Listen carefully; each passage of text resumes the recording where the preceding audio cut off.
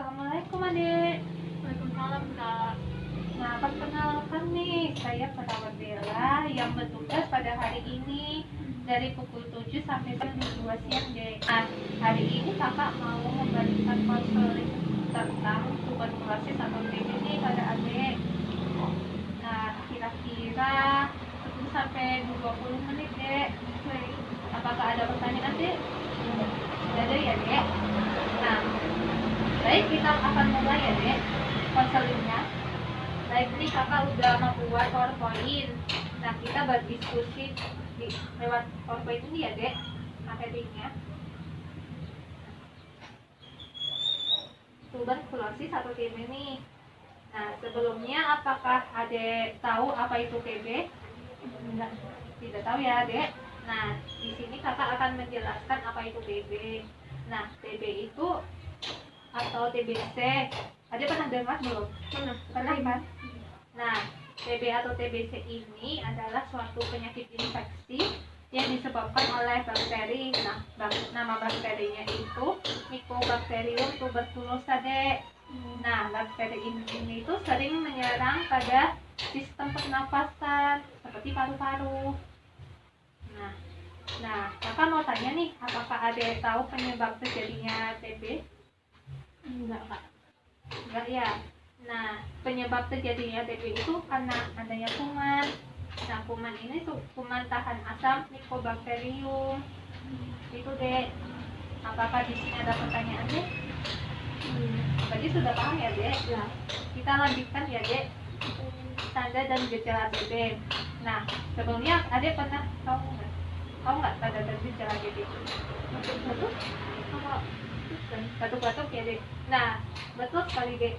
Tapi di sini untuk batuk-batuk itu masuk ke dalam tanda dan gejala yang khusus, tetapi batuknya itu batuk darah dan ada dahaknya. Nah, di sini kakak akan menjelaskan untuk tanda dan gejala umumnya itu ada pasien akan merasa panas badan, menggigil, keringat malam.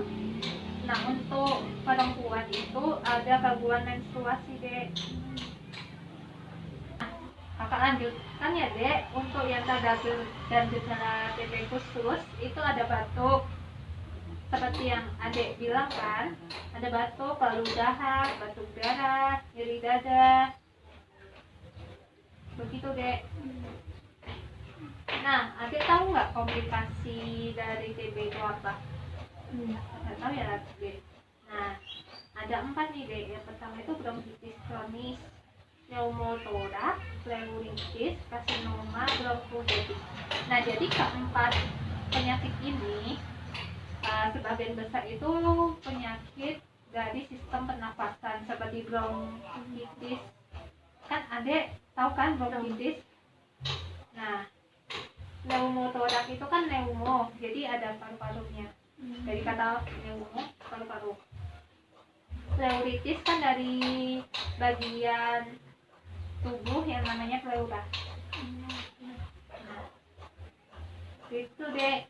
Nah, ada tahu nggak bagaimana pengobatan untuk penderita TBC? Enggak Kak. Nggak tahu. Nah, di sini kakak jelaskan ya, di PPT ada 2 nih. Yang pertama, pengobatan berlangsung selama 6 sampai 8 bulan. Jadi ada 2 tahapan nih dek. Yang pertama itu tahap awal atau fase intensif. Nah, pada tahap awal ini nanti pasien akan diberikan obat dan diminum setiap hari selama 2 sampai 3 bulan dek. Nah, untuk yang tahap lanjutan atau tahap keduanya itu obat diminum 3 kali seminggu selama 4 sampai 5 bulan dek. Jadi ada perbedaan pada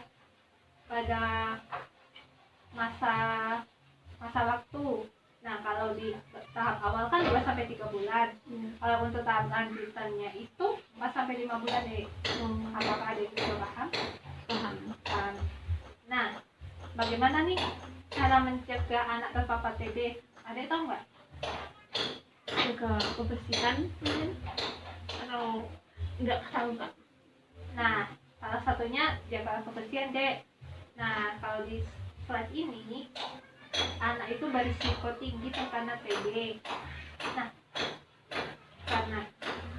karena itu semua anak yang memiliki kontak dengan pasien TB perlu diperiksa.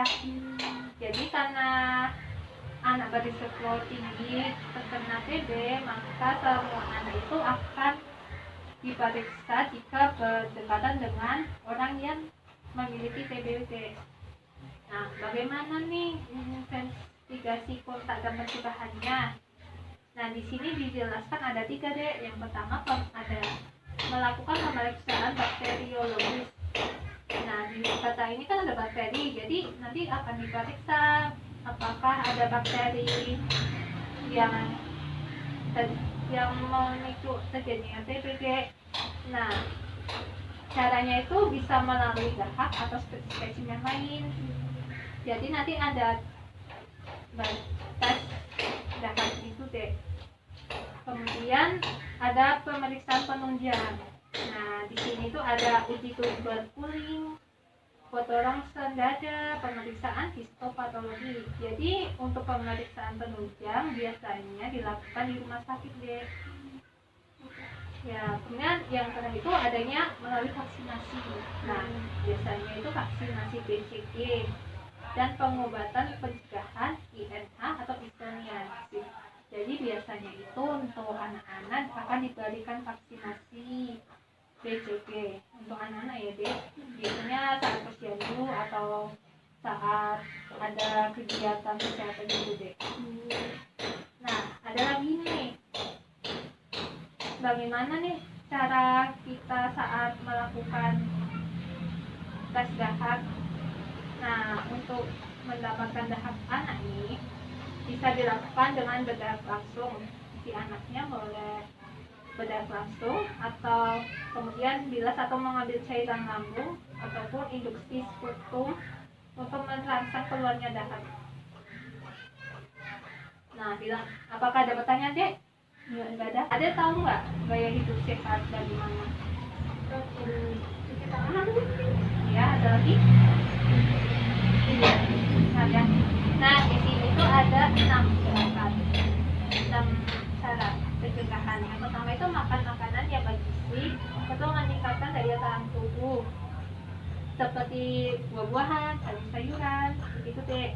Kemudian yang kedua itu membuka jendela agar rumah mendapatkan cukup sinar matahari dan udara segar.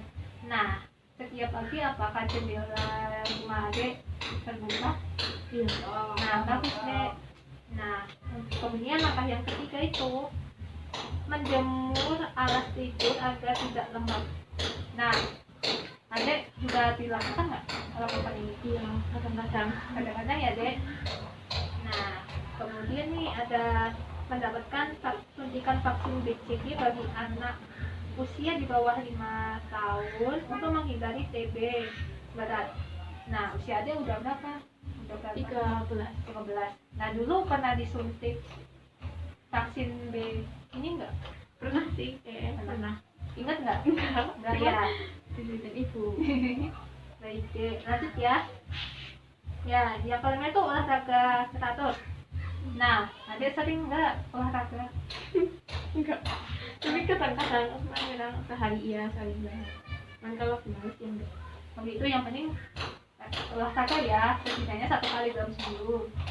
Nah, yang terakhir ini tidak merokok. Nah, adek merokok nggak? Enggak lah. Bagus sekali. Nah, semisal adek batuk nih, ternyata ada etikanya dek. Tahu nggak etika batuk apa?